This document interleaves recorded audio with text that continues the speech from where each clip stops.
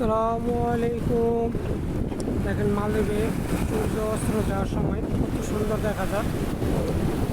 বাংলাদেশে কক্সবাজারে যায়, এখানে কক্সবাজার সবসময় দেখা যায়। দেখেন সাগরের ঢেউ করে আসে,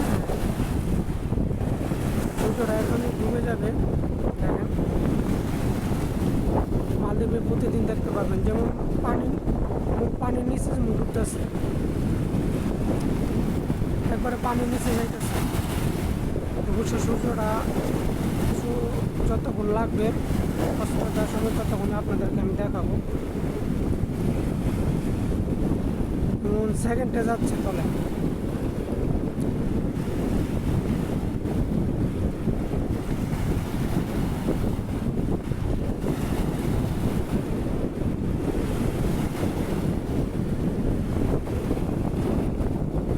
অনেক অনেক অনেক সুন্দর দেখা যাচ্ছে।